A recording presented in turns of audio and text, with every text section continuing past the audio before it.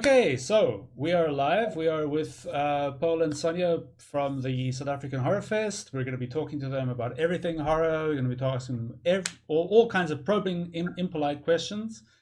No, it's going to be very nice. We can handle it. And we are going to go. Well, we'll see how long it takes. We'll hopefully not quite as long as last time. Last time we went quite some time. We chatted and we were we chat until we're done, eh? So I'm sure that this time it's going to be just as much fun for both of us, for everybody watching. So yes, and if you hear snoring, this is Zoltan, the Chihuahua. So yeah, that's very cute. His sister's sleeping, but he wants to be in on the deal, so he's sitting on Sonja's lap and snoring. That's fine. You will occasionally see my cat wandering around in the background doing all kinds of weird things. Such is life in the time of COVID. Yeah. COVID and pets. So yeah, welcome and congratulations on making it to year 17 of the South African Horrorfest. Yep. Sure. That's almost 2 decades. 17. That's insane. Crazy, man. Yeah. You gotta do what you gotta do. Sorry? Said you gotta do what you gotta do. You gotta do what you gotta do. So yeah, I'm gonna have some questions for you about like some of the history and how things have gotten to where they are. But before we get started, just as a giveaway today, so just as an explanation for how it's gonna work. So to enter, you've got to go to sadshirts.co.za. You click the contact button to access their contact me form. You fill in the form with the subject line Halloween Kills and your answer in the body of the message. Now we're going to ask the question at the end of the interview. You're not going to know when that is. I'm not going to give an end time because it could be an hour, it could be half an hour or 2 hours. 2 hours like last time. Yeah, so hang around and you can win a voucher for Sad Shirts, which is great because they're very cool people. I'm wearing one of their logo shirts. I want one. I know. I really like this one. This reminds me of Ivan a great deal. Very cool. So I suppose just to get started, can you briefly introduce yourselves for any viewers who don't know who you are? I'm Sonja. I'm the founder of the South African Horrorfest. I'm Paul. I'm married to Sonja. We started the festival in 2005, and it went just like that. 17 years later, we're still doing it. Yeah, I was talking to Ivan and Tanya from Sad Shirts yesterday, and I was like, "Wait, hang on. There's only 3 months left of the year. Wait, no, there's only 2 months left of the year. What happened to this year?" It is crazy. It is definitely the quickening taking place. Yeah. Like it doesn't seem to be slowing down at all. No, this year was a sprint. Yeah. It was a very quick sprint, yes. But I mean, then again, you have been very, very busy. I mean, you've been adding all kinds of things to your schedule. So you've run a couple of different festivals this year. You've been posting quite regular reviews on your YouTube channel. Like, there's all kinds of stuff that you've been busy with. So just for the actual horror fest for this year, I mean, you've got a number of feature films, you've got some documentaries, you've got 5 volumes of short films. Yes, I can't imagine how long that took you to whittle it down to that. If that was the final version. I can tell you the quality of the 5 chapters. The quality of those movies are brilliant. The quality of the ones that couldn't make it were also brilliant. Yeah. I would say 10% was probably not so great.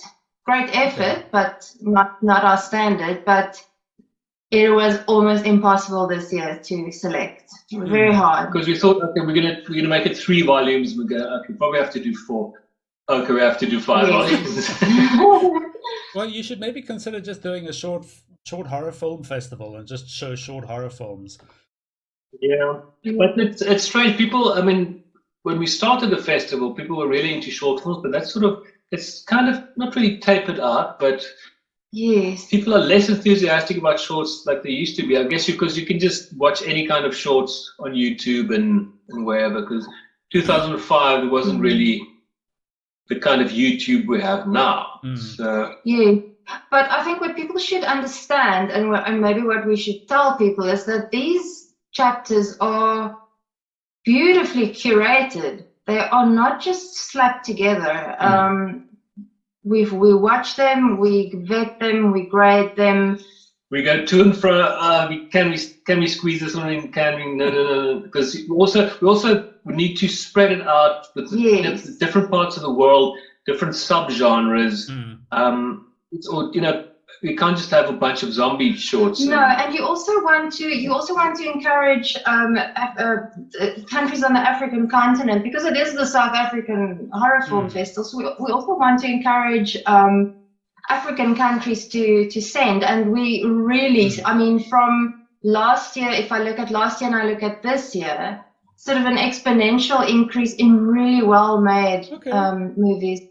From one was from Nigeria? Nigeria, like a 5-part one. Yeah, it's like a 5-part one, and then there's another one that was from Kenya, I think. Was it Kenya? Okay. Yeah, I don't think we couldn't use that. But anyways, and then just again the variety of stuff. It's really global. It's from everywhere, from every corner. So people miss out if they don't want to watch the shorts. They miss out on a beautifully curated bunch of short films. And it's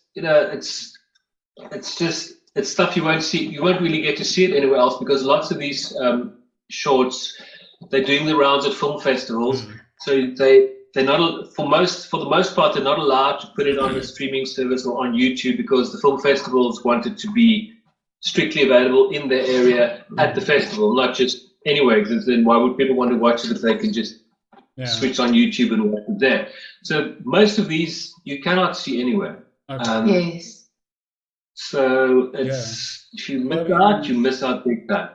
Yeah, I mean, I said this last time, but I mean, the short films are always a highlight for me, because even if you don't like maybe 10% of the short films in one volume, there's still 90% of things that are going to like either make you squeamish, or make you terrified, or make you think, or make you laugh.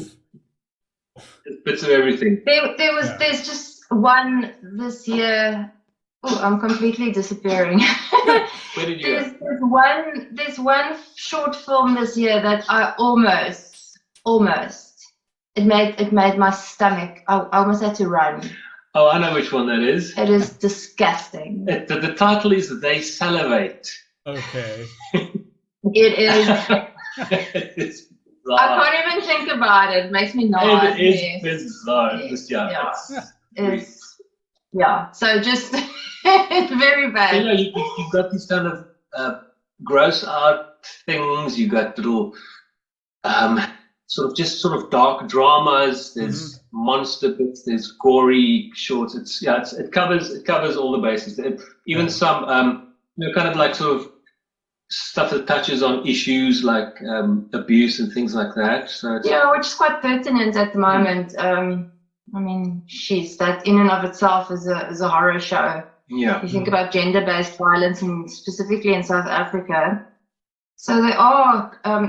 It's amazing how our filmmakers. They've taken sort of pertinent subjects and worked with it, which is quite interesting. But then you also just have your basic stuff for entertainment's sake. So. Yes. Yeah. So you can find whatever you're into, you'll find it at the Horrorfest. Because you've got 24 feature films, 57 short films, yes, and 15 of them will actually be screening at the Labia Theatre in cinema. Last year we just had it settled on at the end for in-person screenings. Yeah, we spread them out, so it's like about 2 shows on a Friday, Saturday, and a Sunday, and then on a Wednesday as well. Okay. Across the 2 weeks, 10 days. How long was 27th till the 10th? Like 2 weeks. For 2 weeks. Yeah. I mean, you so kept it's adding movies as you were going. Like every day, I thought, okay, this is the last announcement of the film. And then No, it's no, like, yeah, oh, wait, no. no, There's still all 2 day, more just- coming. No, we couldn't. If you just announce them all in one go, then it's gone. So Yeah, and you also just there's drop a also, few every day. there's also quite a big one that we're still waiting to see if we can announce. We've been Yes, you've been battling, Shane. just try, just for starters, just trying to reach someone, just to say, hey, how about it? Yeah. Man, it took us about a month and about 5 different companies in Europe. So eventually someone came back to us and said, okay, they deal with the film for countries that where no one's bought the rights for the film. So Filmfinity, Empire, the Metro, no one's actually bought this film, and it won the Palme d'Or. So yeah. So I don't know how they figured that. Yeah, it's very strange. Yeah. And so we've been battling with that, and then eventually these guys said, okay, they want X amount for it, which was just, just sort of mute first and start laughing because, euros for one screening, it's completely impossible. So now we negotiate a little left and right, just, explain the situation that this is not a giant Cannes Festival event. This is in Cape Town, South Africa, and very niche, and it's horror, so the niche is niched. Yeah. So then they said, okay, they'll chat to the filmmaker, and we're waiting now to see what's the what. Yeah, they forget the conversion of rands into euros and the capacity of the cinema. And every day that goes by is a day that we cannot publicize it. Yes. At least, because you might get the best film in the universe, but if you can't reach people, they don't know about it. It just goes by, and that happens so often because you just, just shouting into the wind to try and get people to see. Oh, here's something I'd like to watch, instead of something that, if it's not a case of they've already found it on Pirate Bay and the whole other issue. Yeah. Yes. Let me watch your film. Make it easier for me to watch your movie, please. And like I said, this movie, I mean, we could probably say what it is. Yeah, because we are legitimately waiting for them to let us know. Yeah, it's Titan. Okay. I guess most people pronounce it Titan. French movie. Female director, she did the movie Raw, but I think it's a vegan that becomes a cannibal. Right. Which we also sat when that released. One of the local distributors had the rights for that, and we were sitting for them. They're waiting to give us the go ahead for it. And like 2 days before the festival, no, they're going to pull it. I don't even know if they actually released it at all. Yes. They did it on DVD. I don't know. It got theatrical release. Didn't get much there.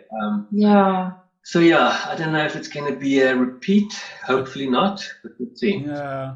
Well, like you say, we'll see. So there's a couple of things you didn't mention. So there's the audience participation screening of the Rocky Horror Picture Show, which has become a bit of a tradition. We didn't have it last year, so we had to bring it back. Yeah, very much looking forward to that one. And then there's also the soundtrack performance, which you're doing, the Cabinet of Dr. Caligari. I think that was pre-recorded, right? Yeah, that was shot the very first time we did it at the Horrorfest. Yeah. But we never did anything with the footage. So we edited it so that the movie's over here and the performance shots over here, so you can watch them both at the same time. Like not the same as if you're at the cinema watching the live performance, but that's the next best thing. But we're hoping next year. Yeah, we're hoping next year that we can physically do it again. No, we have to do it next year because there's something big happening next year that we have to do. So however we're going to do it, we'll definitely do a live one next year. Okay. Yeah, well, I mean, it is the best way to watch some of those old sort of silent movies.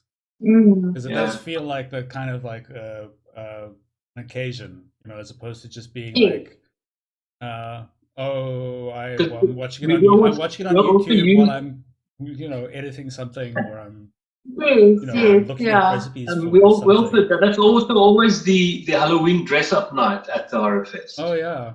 So that didn't happen last year. So now this year, I guess Rocky Horror will be dress up. So we'll just make that the dress up night for the Horrorfest. Yeah. Well, that'll just But have to do for people. yeah, no, I'm sure it'll be people. I mean, had quite a few people telling us that they really missed it last year, and they quite happy that it's back. But the Rocky Horror, that is. But we also didn't mention the very first opening show is Halloween Kills. Mm-hmm. We managed to get it a couple of days before its release. It releases on the Friday. We've got it for the Wednesday, so people can watch it before everyone else in South Africa. So they have to come down for that, for the opening show, Wednesday 27th. Yeah. You're going to be there. So, you've already booked at another cinema, you bastard. No, I haven't booked for anything yet. I've been so busy setting up this interview and yesterday's interview, and like there's this and that, the next thing. But yeah, so apart from those, are there any movies in the series lineup that you think are particularly good to go watch in the actual cinema? All of it. All of it. And you can't say all of the it, opening movie is the opening movie is Halloween Kills, and the closing movie is Slumber Party Massacre. Yes. So, which was shot in South Africa with South African actors. Including Rob van Vuuren as the psycho with the drill. Yep. So that has to be attended for the closing show. I've got a specific question about that one, actually. Okay. So in 2019, you closed the festival with a special live commentary screening of Curse of the Swamp Creature. I looked this up. It's a so bad it's good monster movie hosted by the self-same Rob van Vuuren and then also Corin Janes. So this year you're doing the Slumber Party Massacre remake. So how do you feel about creating a monster? Someone has to do it. Yes. So next year, old Rob will just have to come back to something else again. I don't know. Yes. If I can make a mention or two, and I'm not, Paul's going to have to tell me if they're actually showing in cinema because I'm not sure. There's a movie called Vicious Fun. Yeah. On Saturday, the 6th of November. Yes. We've got two 80s vibe movies. Okay. The first one is Wolfman's Got Nards. Yeah. It's a documentary on Monster Squad. Yes. This 80s movie about these kids taking on the Universal monsters. It became a huge underground cult. It wasn't successful. It wasn't successful, but it became a cult film, and people are still huge fans. Yeah. So we're screening that documentary at 6 on Saturday, 6th of November. And then the 8:30 show is Vicious Fun, which is set in 1983. Okay. And it's also brilliant. It's really It's like a horror comedy. You full on get that 80s vibe. Brilliant actors. Some people from The Office. Guys. Yeah. There's basically a guy is a horror movie reviewer, journalist, and he accidentally lands up in a bar where a group of serial killers are having like a therapy session. And things just go sideways from there. Oh yes. Because I watched all of the trailers this afternoon. Okay. Oh wow! And those are two of the ones that kind of stood out for me because I think they do get that sense of time and place. Yeah. But now what we decided to do with this, because it's like an 80s vibe, we're getting DJ Robfather to come DJ some 80s tunes there on the Labia Terrace. So like before 6, up and across the two shows. So before the movie, people can park off, have a drink, and listen to some 80s. Listen to some 80s music and get into the vibe. Yes. And then there's another movie that's quite good. I'm not sure the CYST if it's showing in the cinema. CYST is also getting a screening. Yeah. CYST is brilliant. It's the Gore Fest movie of the festival. I'm not normally into gore, but this one is hilarious. But it's always better if it's gore comedy. Yeah, it's a comedy. And then if something more serious, and I don't know if it's screening in the cinema, is Hall. It's also got a cinema screening. Which is a very it's a hectic movie, and it's also quite sort of apt for the times. Although it was made before the whole pandemic, but it's amazing how it must have been sort of in the universe for people to have thought about that scenario. Like a viral outbreak. A viral outbreak. So it's not, it's categorically not a zombie movie. And it's not the same old, same old. And it's not the same old, same old. It's really brilliantly made, beautiful acting, and the production value is high. So it feels like a sort of a top end movie. Okay. And it's more in the serious vein of things. Another one that I loved is again a comedy. We've got quite a few comedies. Is An Ideal Host from Australia. I mean, completely. I've never seen these people before in my life.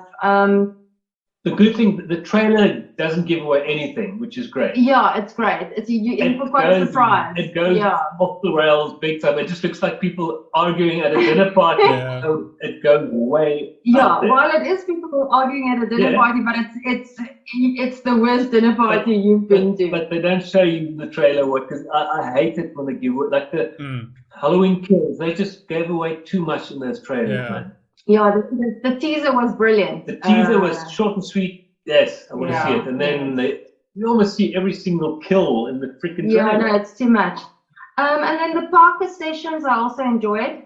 Also, again, more sort of a serious low budget, confined. Yes, two people. But still, even if you think about the production value and just two actors and so forth, it's still quite a compelling thing to watch.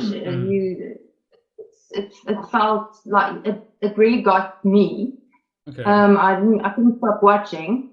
And another one that I want to mention, which I also enjoyed, is Acting, which is also a very small production, but for the size of the production, brilliant flick. Also more serious and more hectic. Well, it's more like dark dramas than horror, but I mean that's close enough for us. Yeah. So is Acting in the cinema now? So Acting is just being streamed.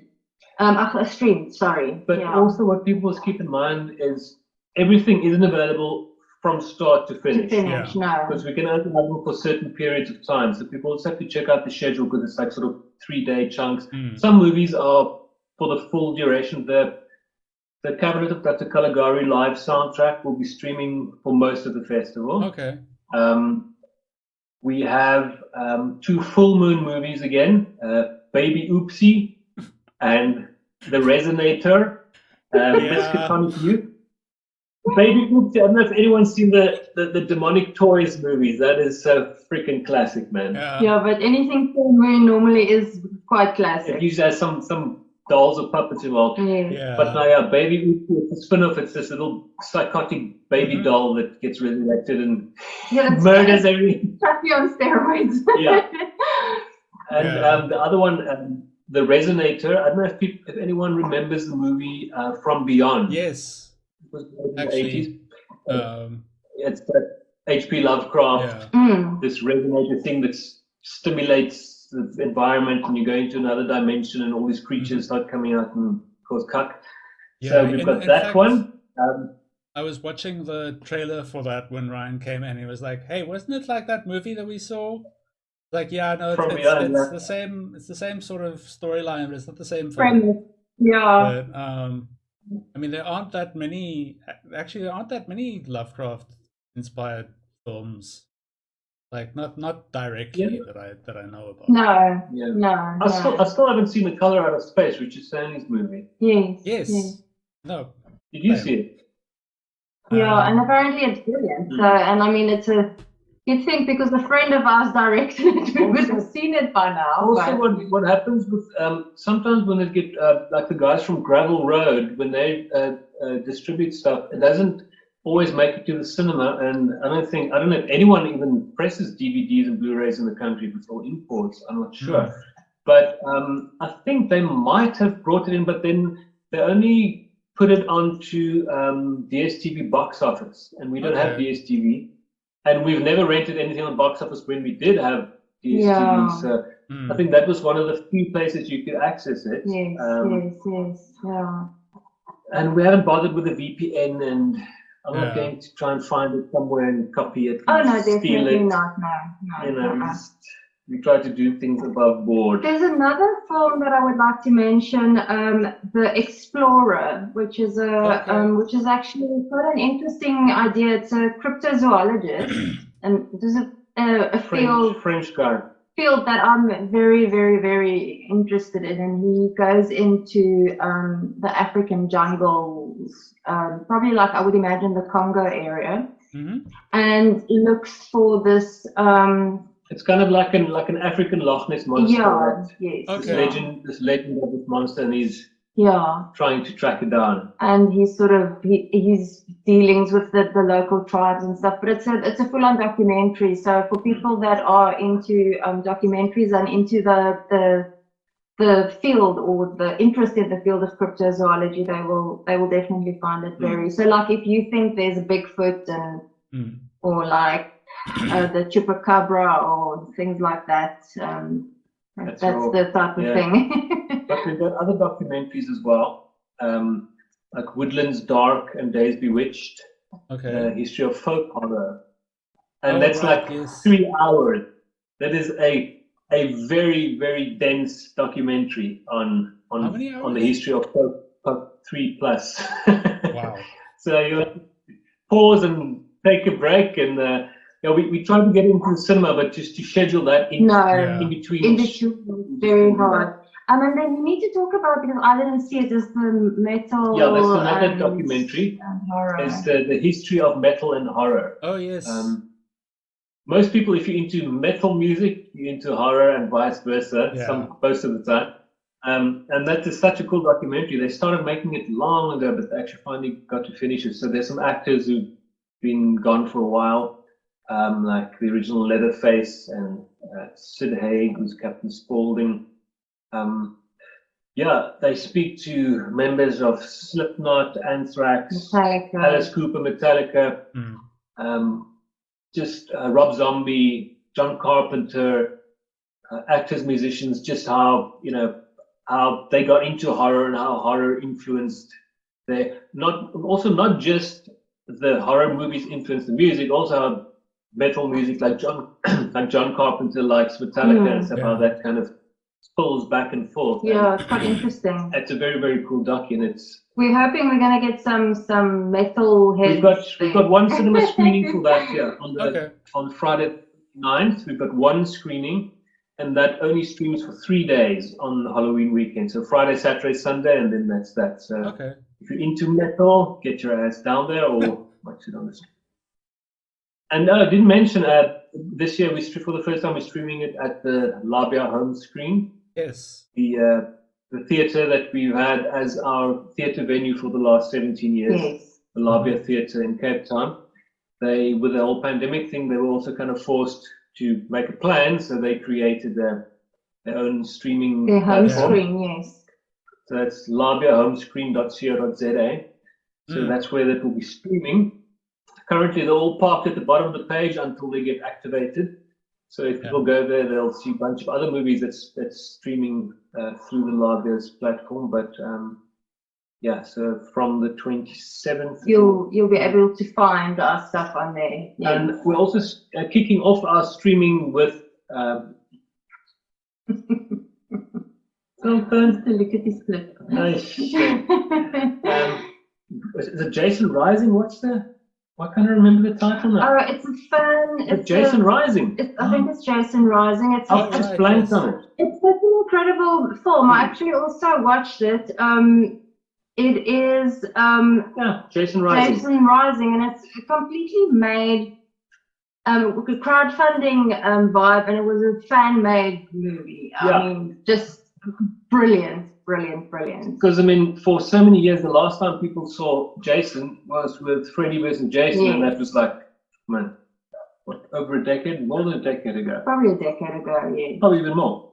So people have been sort of barking for a Jason movie. Yeah. So these guys just thought, well, it's going to make their own movie. And they actually got an actress from one of the original movies. Oh, wow. Yeah, and it's well made. It really, I was full on like impressed by it. It felt like it was from. It could have been made by. It could have been one of the franchise. You know, the handy thing is, if you've got a hockey mask and a big guy, you kind of sorted. So just for that alone. Yeah, but I mean the whole vibe and the way they shot it and no, for sure. Camp Crystal but Lake. I mean, if you see Jason standing there with an axe or what, I mean, obviously it's axe, machetes, all different kinds of weapons in this. Gets resurrected. So it's sort of the storyline is. Don't worry about the storyline. Freaking nuts. People just want to see Jason. Yeah. So that's fine. Yeah. But what was really cool was watching the end credits to see the list of the crowdfunding participants. Oh, wow. It was unbelievable. It went on forever, like 4 lines deep. It just kept going. Going. No, they had fantastic participation. People just gave because I think people were so desperate for another Jason. So definitely worth checking out. I really enjoyed it. Okay. So it was brilliant. Yeah. Again, just give the people what they left want. out. They even Absolutely. There's another movie.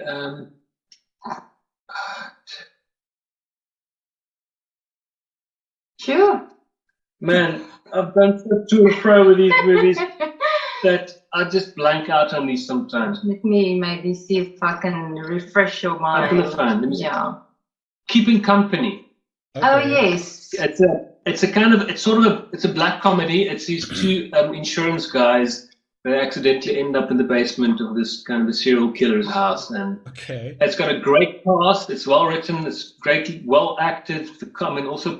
This one also has some people from the Office. From the Office, yes. So yeah, it's just not full on horror.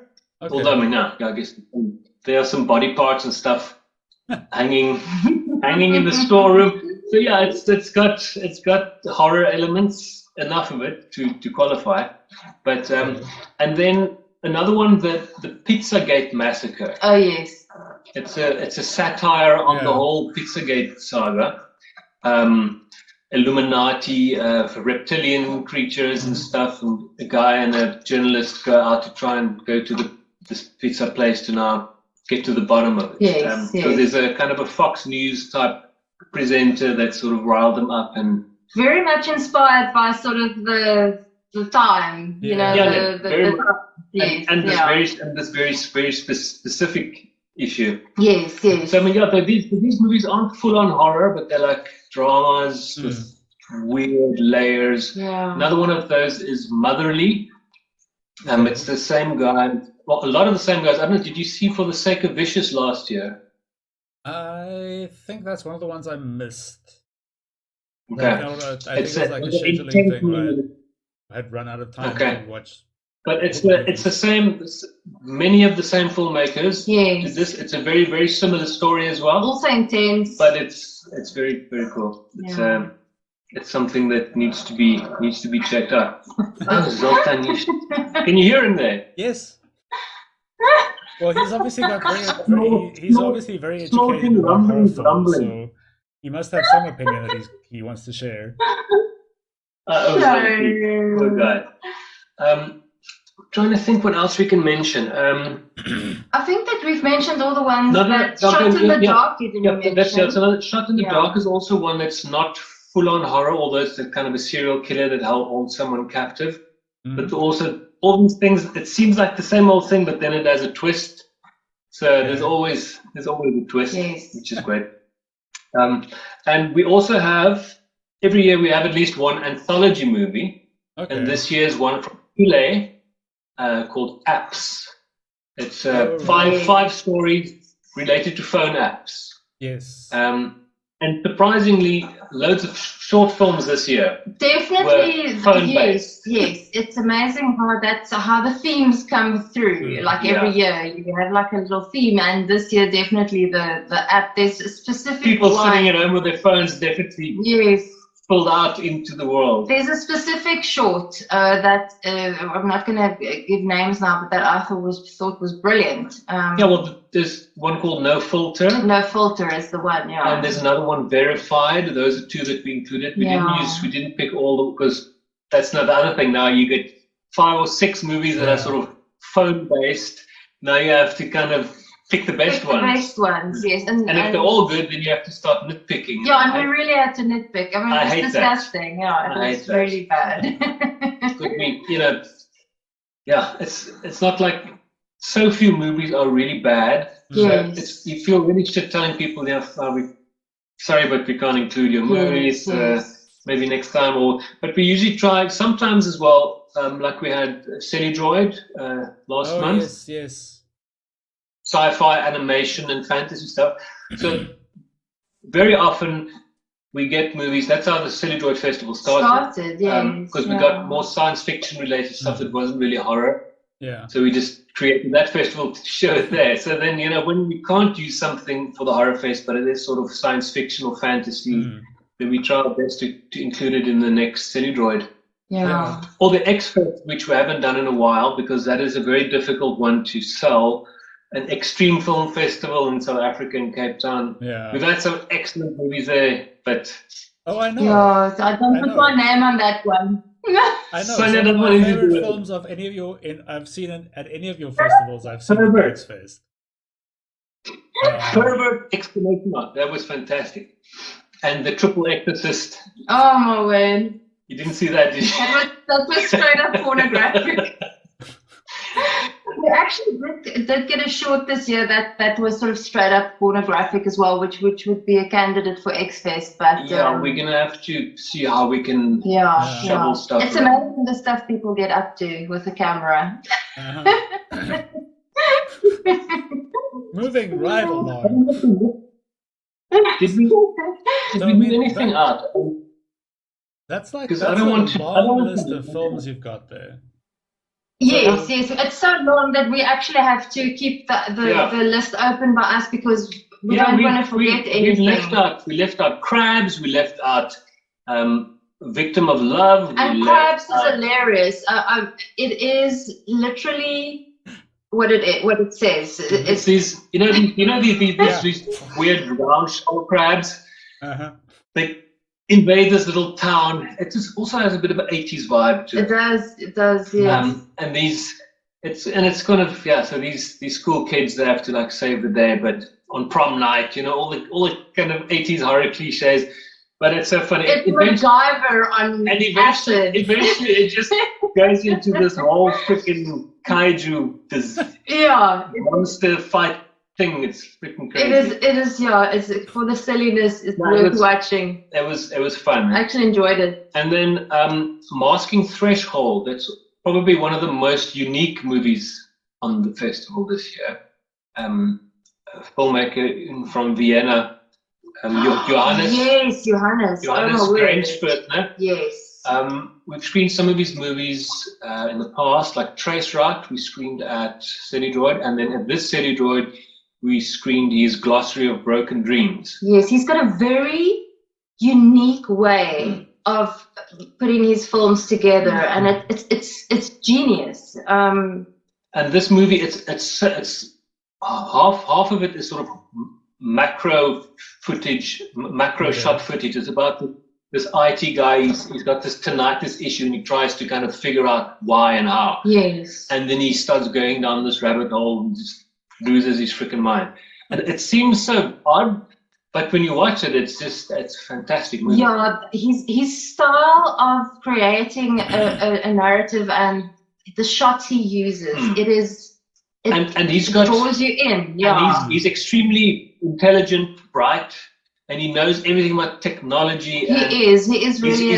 He's a full-on admitted nerd. Yes, but you should actually interview him. He's I'll organize. He's wonderful. Yeah, I'll organize one for you. And he knows everything about everything, and he's got a cool sense of humor. Like you think someone from Vienna doesn't have a sense of humor? Like, for instance, they as a group, they call themselves Monochrome. Yeah. They had an evening where they were in a where they donated their own blood. So they were all like had donated blood, and they had a chef there that made like black pudding with their blood. Make blood sausage with your own blood, make it, and then they ate it. And then they and the proper like in the proper way, and they all ate. Like, Oh, okay. I think they all ate their own. I don't know if they all ate their own blood sausage. I'm sure some people tried some of their ones, but he thinks, if you now talk about the cliche of someone thinking out of the box, it's this guy who lives out of the box. He is amazing. and he runs like a robotic bartender kind of event. Yes. And I think a porn film festival. He did a brilliant TED. He did a brilliant TED talk, Vienna TED talk. Yeah. Yes. If you look up Johannes Graceford and his TED talk in Vienna, man, it was where they got invited to represent Austria. Yeah, Austria, yes. In this big art installation thing. Which country was it? Was it in Brazil? It was in Brazil, yes. But then they created this bullshit artist from Vienna. Even wrote this biography. So this guy existed, but he didn't. Yes. Oh, okay. And everyone thought this was a real guy, and so they did. They took the piss completely. Yes, and in so doing, they actually did an incredible political thing, because at the time, China wanted the representative from Taiwan to be from China. Because they put them from Taiwan. So they had to remove it and say. So every little installation display has got the title of, the name of the country. So what they did the one night, they went in and they took letters from everyone else's names, and they with a little cut it off each and thing. They made the Wolfman U like Taiwan a name, which is quite a statement. I mean, it's quite a political statement, and this was quite a big art event. It's quite a it's got some gravity, and this bullshit character that they created, they had like a profile, and then at the end they buried him, they killed him off. Yeah, I can't remember what art he did. And some crap that people. But they've got a little gravestone like marking his resting place. So it's just he's incredible. I can really recommend. Sorry, I've got a coughing chihuahua. I think our chihuahua might be gluten intolerant. Yeah. He was hounding me, and I gave him a little piece of donut, and then immediately went. You're not allowed to eat donuts. No more donuts for Walter. Speaking of Taiwan, we have a movie from Taiwan called "You Have to Kill Me." I was going to ask you about that, actually. Yeah, it's got sent to us by the same guy. I think. Did you see that Tin of Fear '76? It was like an anthology movie from Taiwan last year. Yes, I think I did. I think it might have been one of my favorites, but I'm having there's like I was focusing on this year's movie. No. Yeah, but there's a lot of names in your head. One of the same producers for this one, and also again, this is not full-on horror movie. It's but a cop. There's this kind of a murder mystery thing that he gets embroiled in, and it sort of goes in a very bad direction. Okay. So we've got movies from all over the world. I really think there's movies for every taste. There's lots of comedy. There's dark horror. There's dark comedy. There's serious horror. There's body horror. There's it's really. We didn't mention Roommate Wanted. Yeah, we did. Yes. Which is an LGBTQ horror comedy. Yes. Okay. So there's another genre variant added to the list. Yeah. Very broad, and there's actually a South African actor. It was made in the States. A South African actor in there as well. Yeah. And then of course we've got an incredibly esteemed judging panel this year. Victim of Love. Yeah. We didn't mention Victim of Love. That's the last one. Is it made? Is it Denmark? I don't think I think it's from Denmark. It's about a guy who goes looking for his girlfriend. She disappeared. So he goes back to this hotel in Oslo. Oh, yes. Is Oslo in Denmark? In Norway. Norway. Oslo is the main city of Norway. That's Copenhagen. Then it's Copenhagen. If you're talking Denmark, yes. It's Copenhagen, yeah. So this guy goes looking for his girlfriend, and sort of things go very sideways and weird. Yeah, it's got a dark, very dark movie. Yes, but it's very stylish looking. Cool. Production value is great. Yeah. So but I think we've covered a wide spectrum of the planet. A wide spectrum of the planet, and also a wide spectrum of a very sort of broad genre. I mean, it is a very broad church. It's a little bit. I was saying Ivan yesterday. It's a little bit like metal, in terms of like there's all these subgenres, and like everybody has their thing that they specifically like, and then maybe you're not that big into one particular genre, but this one just particularly like pushes the button for you. I'm not much of a like thrash metal guy, but like Strapping Young Lad is like great.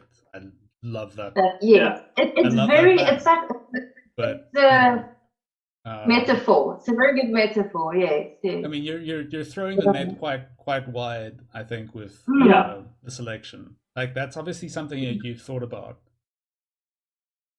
I mean, Paul works his behind off, literally, to source and get the rights to screen these films. So I think if people just for one moment understood the amount of work that goes into just curating this thing, I think people would support it more, because it really, there's a lot of thought that has gone into it. Same with the short film collections. I can say the same for the feature collection.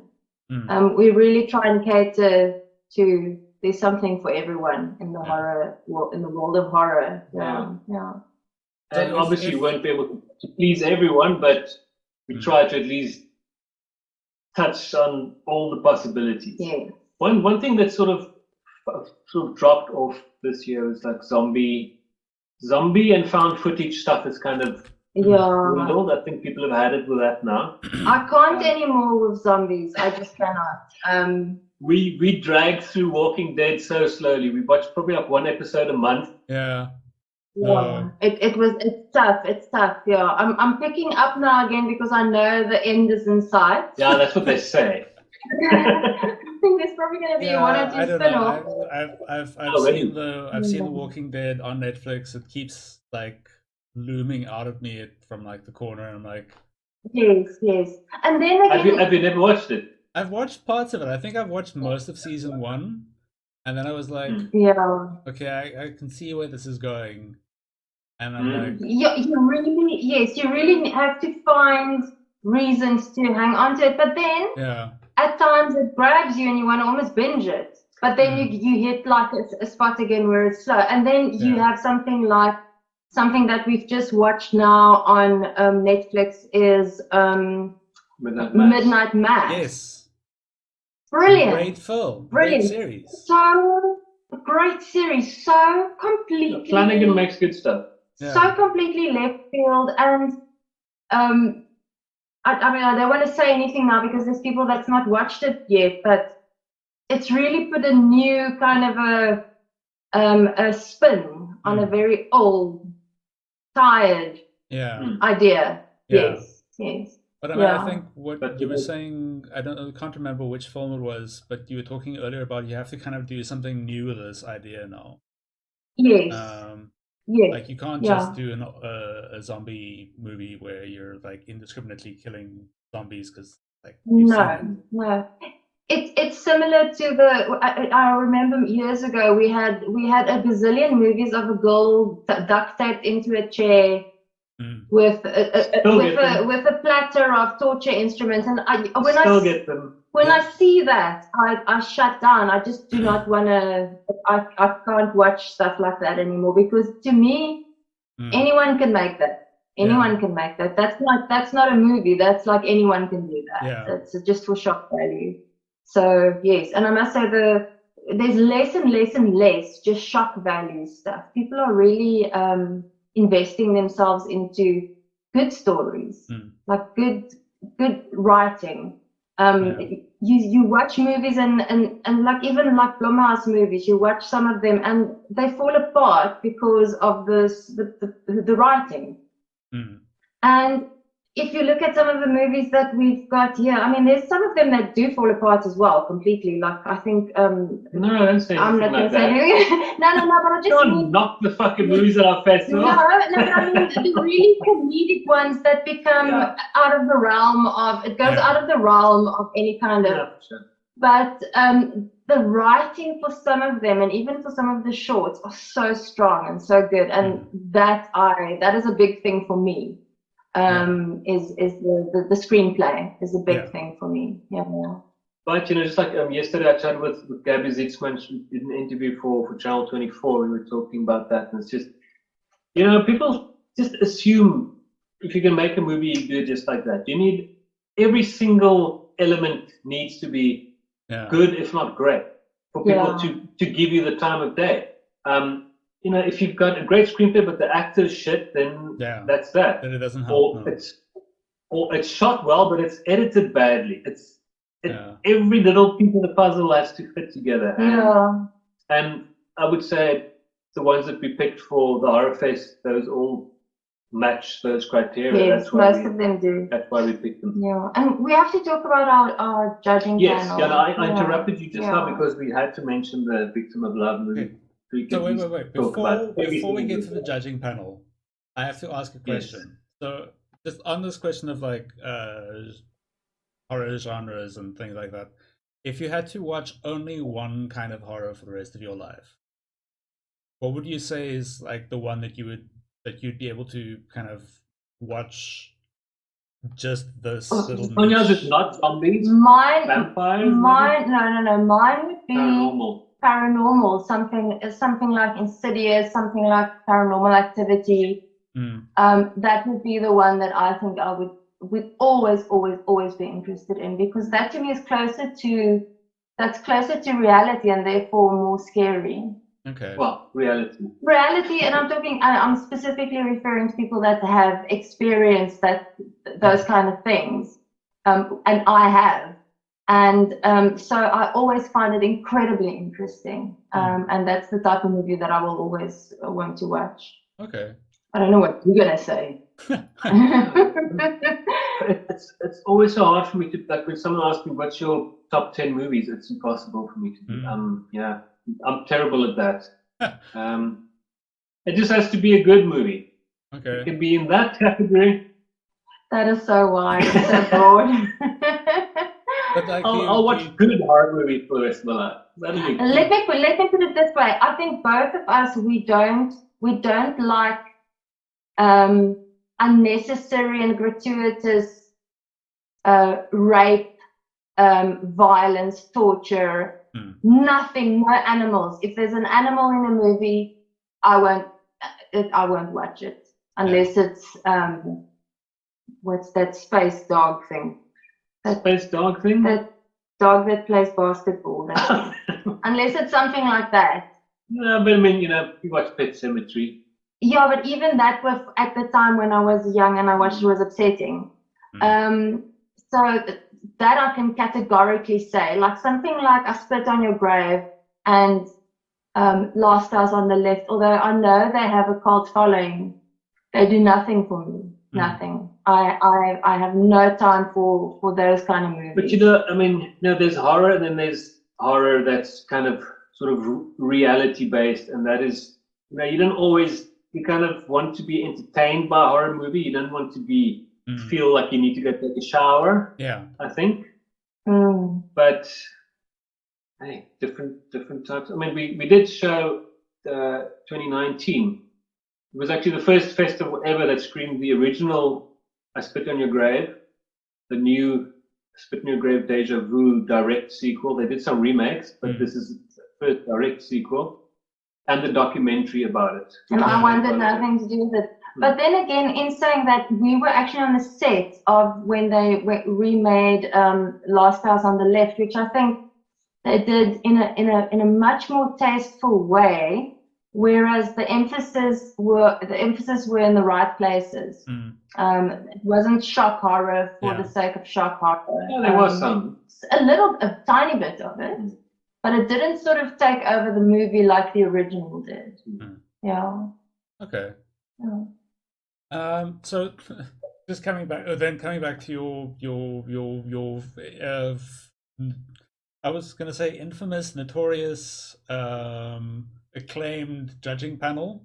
You want to tell us who's judging and they're judging the best feature film or just the best shorts? Going to be sort of where we group the top batch of feature films and the top batch of short films, and then we'll dig into those and decide which ones stand out for different categories. Yes. Okay. Yes. So we've got Mick Garris, who I absolutely adore. He's gorgeous.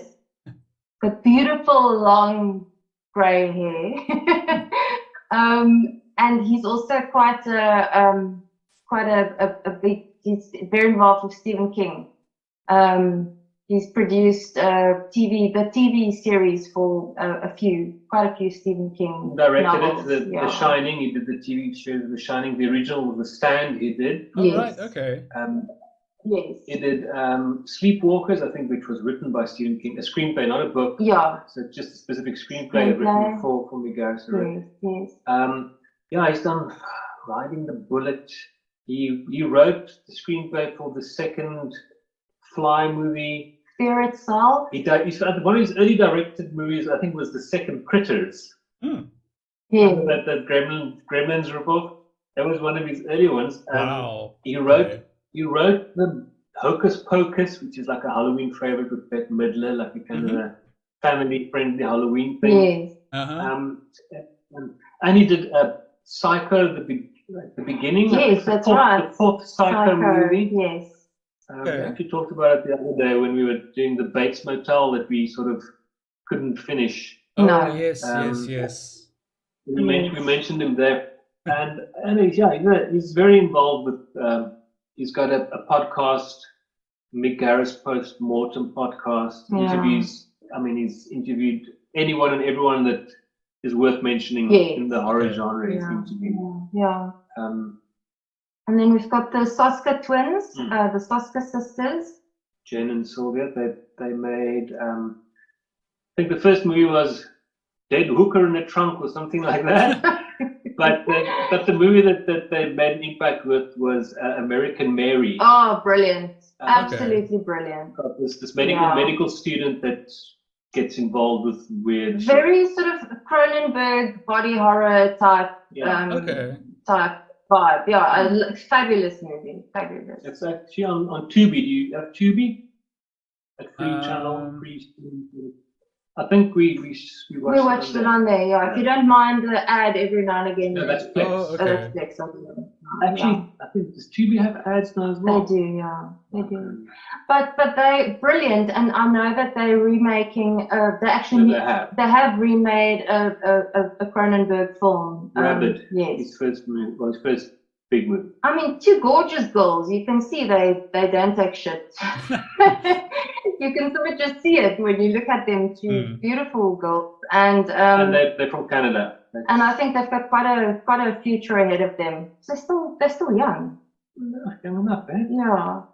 And then Tony Timpone, I've known him since back when I wrote stuff for Fangoria magazine. Yes. Back then, and he was the editor there for a very long stretch. And he, whenever there's a documentary on.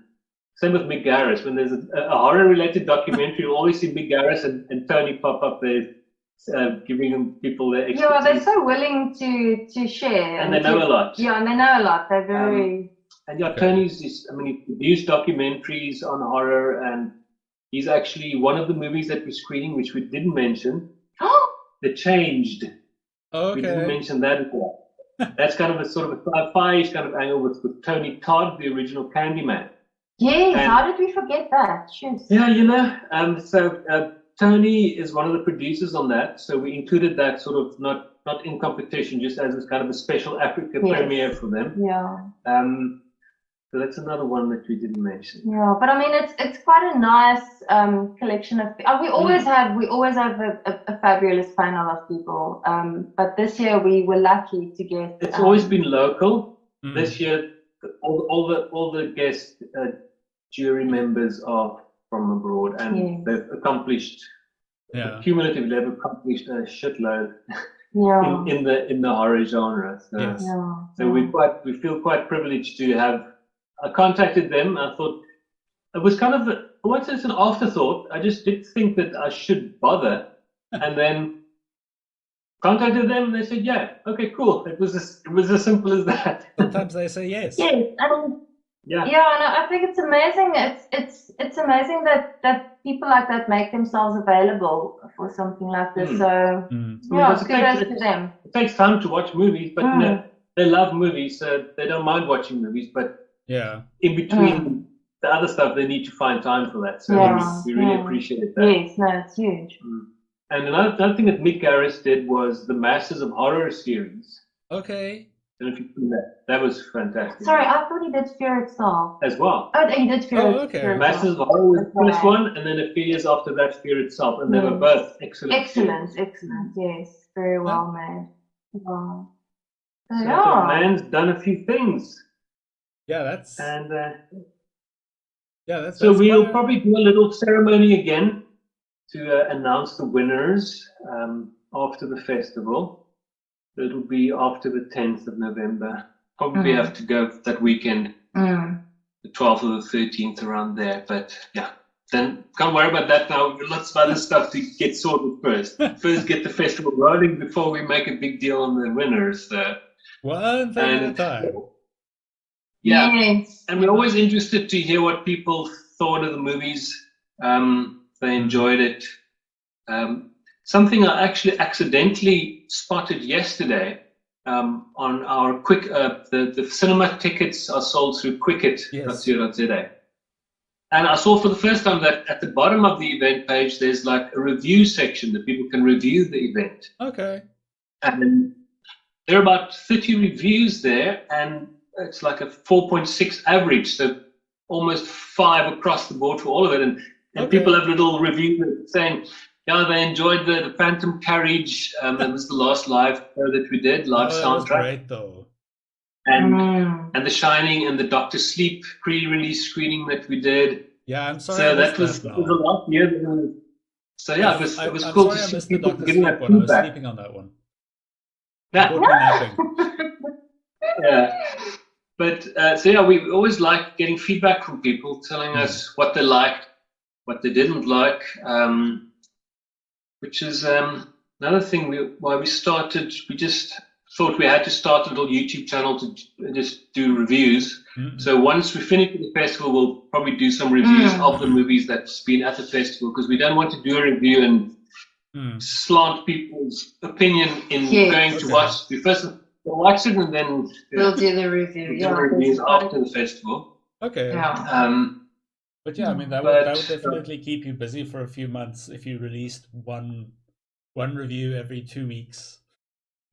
Yeah, no, we've the last since we started, we've done a review a week religiously. Okay. Except now this period, but we've been adding so many other things like the Halloween featurettes, trailers up the freaking kazoo for all of the movies.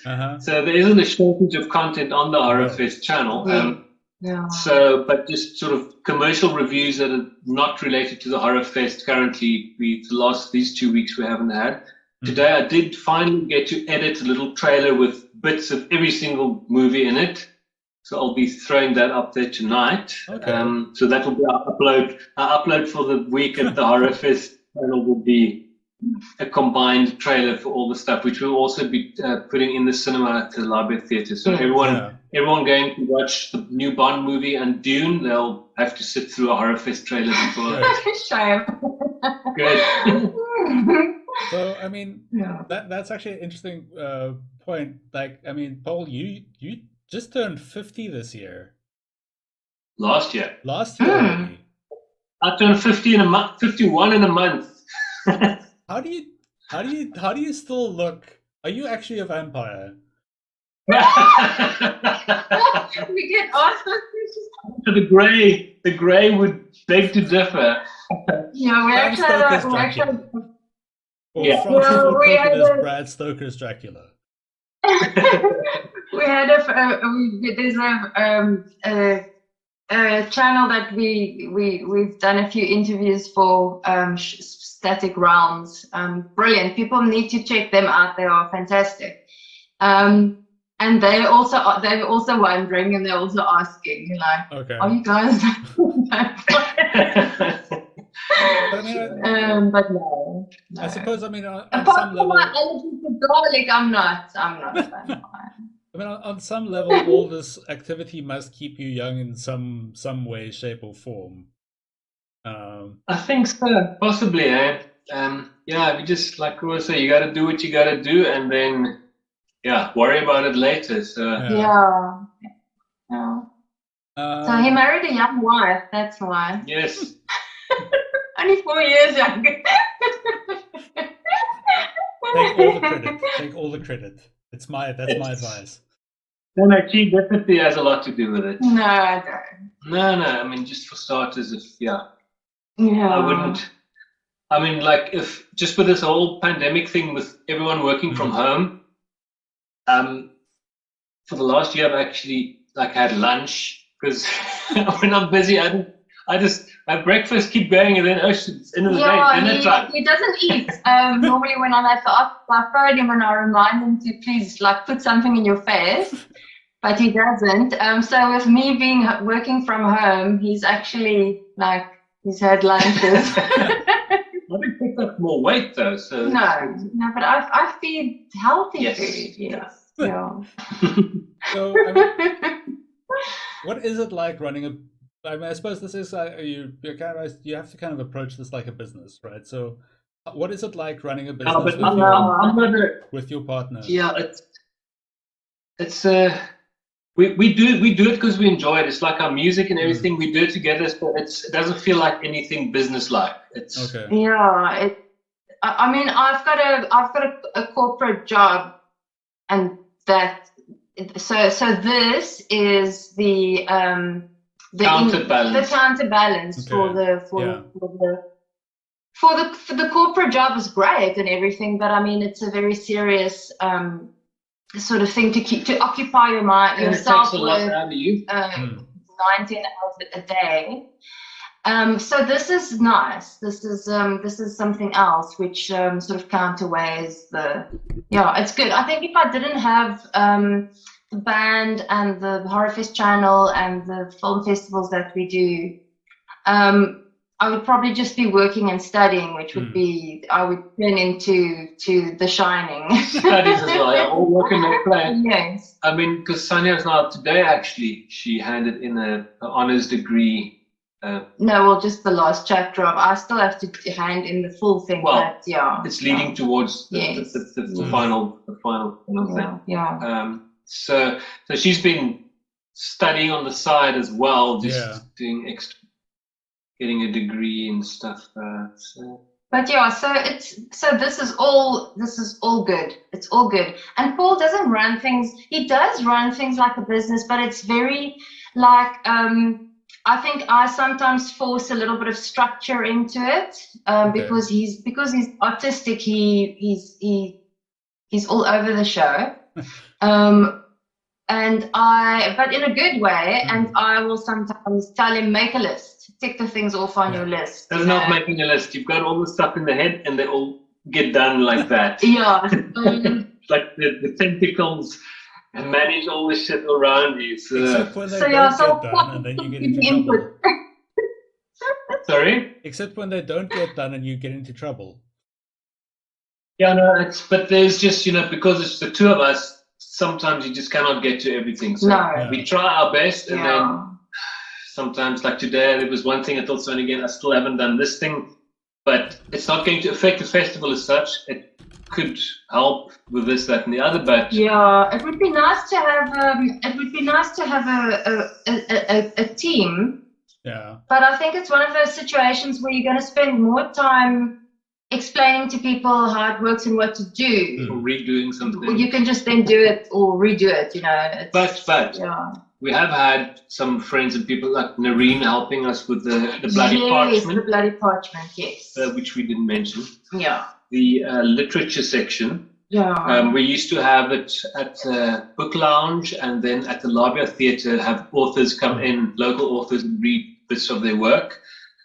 But now obviously it's not so easy. So there's been quite a few anthologies. I mean, there's like a few that's been published in hard copy, and then the others are electronic copies. Yeah, there's a short story competition every year as well. And then the winners get compiled into a best of. We've had 2 print versions and about 6 ebooks. Yes. And this new version might also be a print option. So yeah, because we felt it was important for people to write horror.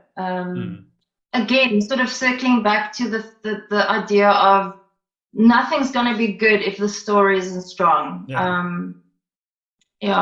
And not everyone in South Africa can make a movie. And I don't mean they're incapable. It's just it's not financially, and it's not easy making a horror movie or a short. So it's, you know, we get people to get creative and write horror. And there's some brilliant stuff that come out of it. And there are people who have been doing it anyway, but then you also have some who just sort of try their hand at it and they end up being pretty good. And I mean, Nareena's been excellent in curating it. So she's really done a lot for the bloody parchment and to get it where it is today. So like we did for last year, people can, if they go to the Horrorfest channel on YouTube, they can check out last year's stories, because all the authors, they just shoot themselves reading a little piece and then send it to us, and we edit it and put it down.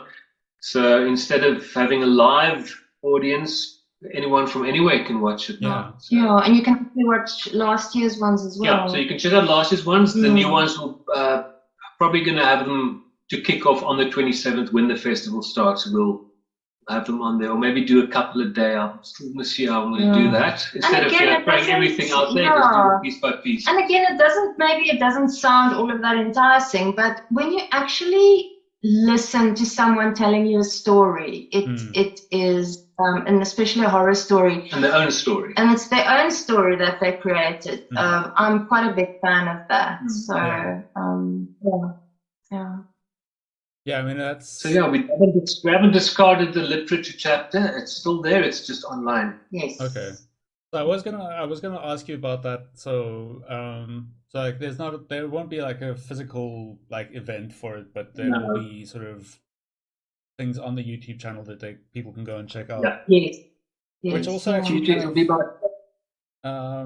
Like, I mean, with everything that COVID has brought, it has forced a lot of people, including some like international and United States based and European and Australian people, to kind of go like, okay, well, we've got to put this stuff online anyway, so why don't we just let basically anybody from anywhere join in?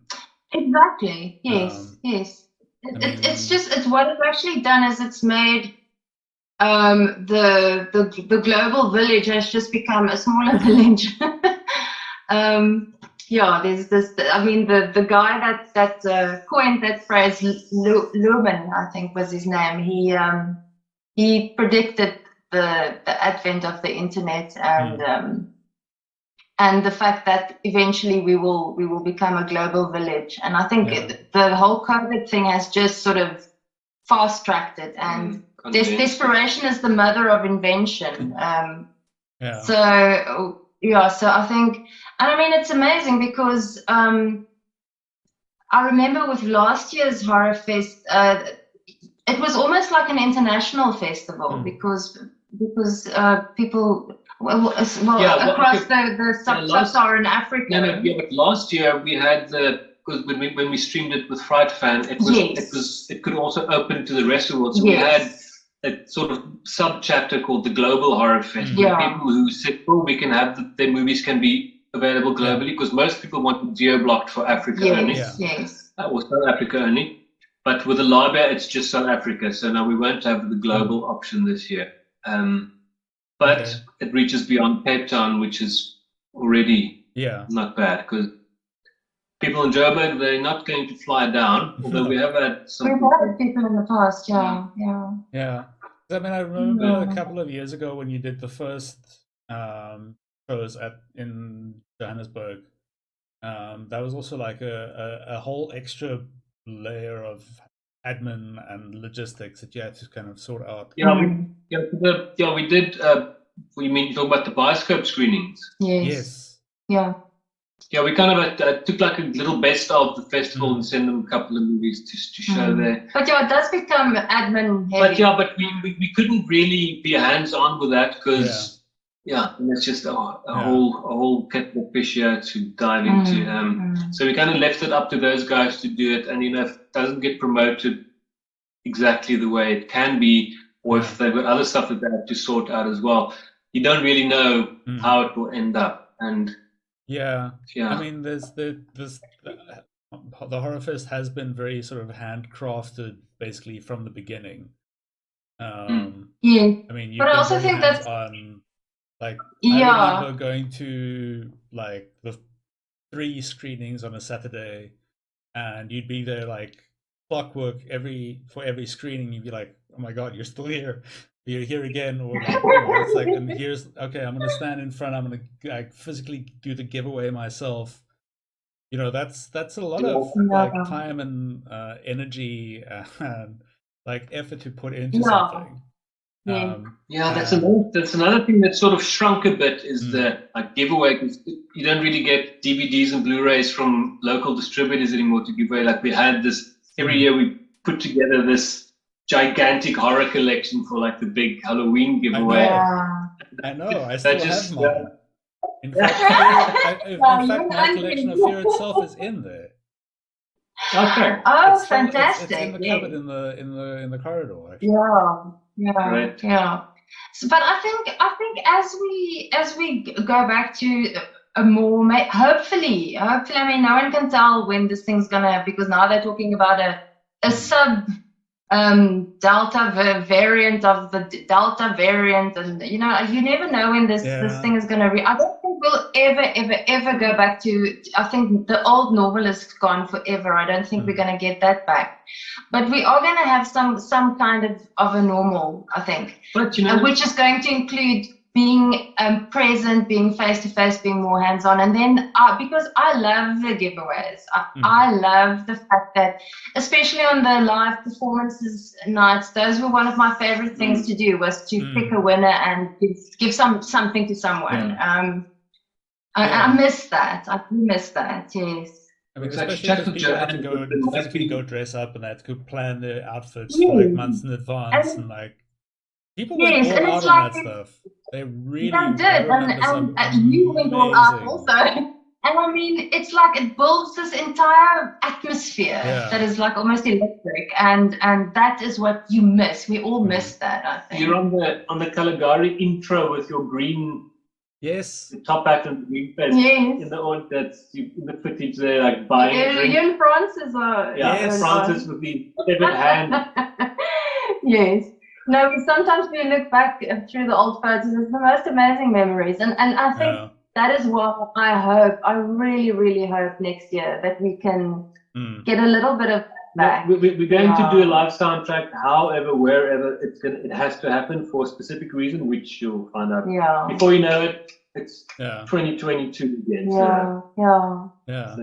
But I wanted to say something regarding.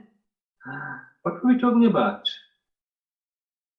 I don't know, but while you're thinking about it, so just on the subject of like the digital side of it, like even if you go back, like you were saying, like the new, whatever the new normal ends up being, do you think you'll keep some of that digital side of the festival going?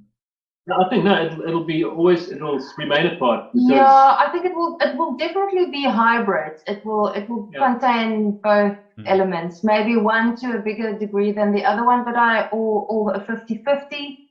But it will definitely stay we'll definitely always going forward have this element. Because now the option is also there is if someone really wanted to go watch it in the cinema and they missed it, then they could still catch it Yes. streaming Yes. before Yeah. the Yeah. Well, that's what I wanted to say. Is things might be bad, but we got 15 cinema screenings. Yes. Yeah. That's it's we probably had about 8 in our very first festival. Yes. Yes. So it's almost double of our very first event. So it's not that bad. No, I think it's such an improvement on last year. It was very sad for me last year's Horrorfest, even though It felt weird. it just felt so odd and so strange. I had a massive like Halloween dinner party just to make myself feel better. A massive Halloween dinner party for 5 people. For 6 people. Six people. Yeah. Well, that's all I could fit in our lounge. Yeah. For me, that's massive.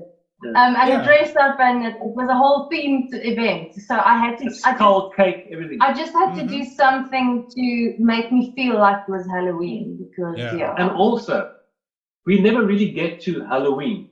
No, we never. Because we're either running around getting the sound sorted for the live soundtrack at the Rubber Theatre, or there's a problem with the projection of this thing. We have to get the file. We don't, the shit behind the scenes. Yeah, so it's also been it has also been good in terms of like this year for Halloween I'm gonna go to the Rocky Horror, something that I think the only time I actually went for the whole thing was when I was in the shadow cast. I don't know if you were there that year. Yes. We Wasn't that the first did year? a shadow cast. It was the first time. The first time we did, yeah. And I think that was the only time that I went there dressed up, but then I also had to work. I had to perform. And I had to get all my friends to agree to perform as well, and which is like to convince your friends to be characters in the Rocky Horror is like a big ask. And you were in it, but you had to back to the screen, so you didn't experience the movie at the same time. So this year for Halloween, I'm dressing up. I'm gonna we're gonna have our dear friends Blaze and Carter selling the little participation packs again. Okay. For participating in the audience participation. So I'm very much looking forward to that. Okay. Very much. Yeah. I mean, I think that is definitely something I missed last year at the festival. I mean, I what I did appreciate was being able to watch the movies at home. Yes. Thinking back on Paul's rant, a relatively polite rant on the YouTube channel, like, because I was also kind of quite regularly ranting about the film students coming to watch their short films and then talking through everybody else's and then being silent for their own one and then talking again. So I'm quite happy with watching some of the movies at home, but like at some point you just go like, that would have been really fun to see with an audience. That would have been like that would have been a fun experience with like a bunch of people around you and you're all laughing or you're all kind of going like, absolutely. It's like Celluloid. It's like we can't do Celluloid without Plan 9 from Outer Space. No. Yeah. With a bunch of people watching. Hey, man. It's night. It's day. It's night. It's day. No, that's outer space. Continuity. It's gonna be nice to get little bit of those things back. It's gonna be great. So I'm conscious of the fact that it is already like almost an hour and a half. Yeah. And we did say it wasn't going to be 2 hours. Let's make it a nice hour and a half. No, we don't want to bore people to tears. They want to hear the question to win the ticket. So. Yeah. So one quick question actually a couple of quick questions before the giveaway. Your most underrated horror film from the last, let's say a year. Underrated, Hereditary. No, that was about 3 years ago.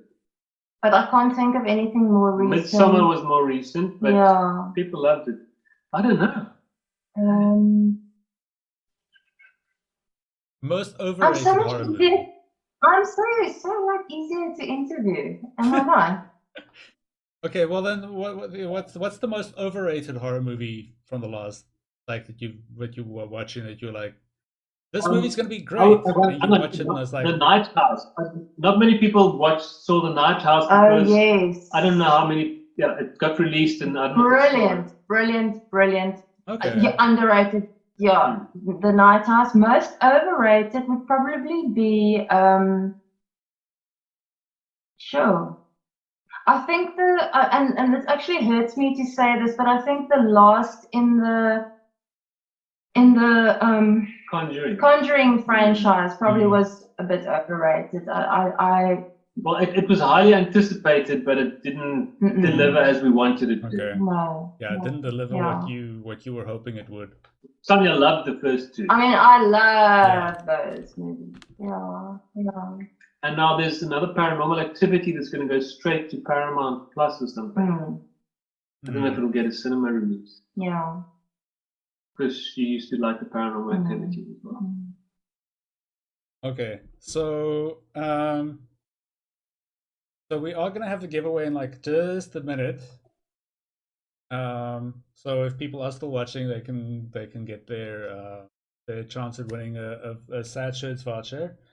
But before I forget, where can people go to buy tickets? Cinema tickets. Web Yeah, tickets. the cinema tickets. Cinema tickets is at quicket.co.za. Okay. And the streaming will be at labiahomescreen.co.za. Okay. I think you can. But everything you could go to. Labia.co.za and then just look for the home screen link as well. I'm not sure. I don't know if it's probably a link there, but I don't know how accessible it is. But labiahomescreen.co.za, chop. Otherwise, go to horrorfest.info. Yes. There you can access the movie section, you can access the streaming section, you can see all the info, all the movies with trailers, everything is on horrorfest.info. Yes. Yeah. One button for home screen, one button for cinema. Yeah. And then where can people find you on social media? I mean, this is on Facebook, but you're on YouTube, you're on Instagram. Yeah, Facebook is South African Horrorfest. Yes. We've got the group as well. We've got the South African Horrorfest page and the South African Horrorfest group where we just, we do the festival stuff, but anything, if people want to just talk about horror or anything horror related, we do on the group as well. Instagram is SA Horrorfest. Twitter is also SA Horrorfest. And what is left? Those are the main ones. And on YouTube, it's The Horrorfest. The Horrorfest. Okay. Yeah. Great. So, just as a reminder, so for the giveaway, you have to go to sadshirts.co.za. You have to click contact, fill in the form with the subject Halloween Kills and your answer to the following question in the body of the message. And the giveaway question is, what band and song are on the final credits of Halloween Kills? Excellent. What band and song are on the final credits of Halloween Kills? But now people are probably just going to go Google it, so don't do that. Go watch it on the 27th at the Horrorfest. Yes. No. The winner is going to be the first person who puts that in. The first response that they get for that question is going to be the winner. It's relatively easy to find out, but this was specifically suggested by Ivan, who's a major fan of this band. So he's gonna have to. They're gonna have to sort out who's gonna win that one. So we can do that as well. No, we can't. Conflict of interest, my friend. Okay. Yeah. No, but they're giving me a different voucher for one of my streams next week. So if you watch my stream next week, you can. Okay. You can win a voucher there. You know what? I'll just support Ivan and buy that T-shirt from him. Yeah, it's great. We must also give them credit. Once, quite a few years they've given us these prize packs with T-shirts and little prints and stuff for giveaways. So creative, and they always make it special. So a real big shout out to Sad Shirts because they have fabulous designs, gorgeous shirts. And I love my ones that I have. If you don't win it, go see what they have and buy one. Yeah. At the very least, you'll be able to see the site, and go see what's there. But thank you very much. We're gonna sign off there. thanks again very much for your time and Thank for you. answering all the repeated questions about the various parts of this whole setup. And that's cool. You've been very, very Wonderful. accommodating, and I hope this is a fantastically successful festival. And Thank you. Thanks, man. What we didn't mention was that the Jason Rising will be for free on the streaming. So okay. people can watch it for free. I think it'll be for about 5 days to a week for the first batch of the festival. So if you just want to check it out, go in and watch Jason for free and then see. And I can recommend it if you're a Jason That's great fan. fun. It's great fun. Every single movie is great fun. Watch them all. Thanks so much, Jacques. Thanks, Jacques. Cool. Always fun. Lekker. Bye.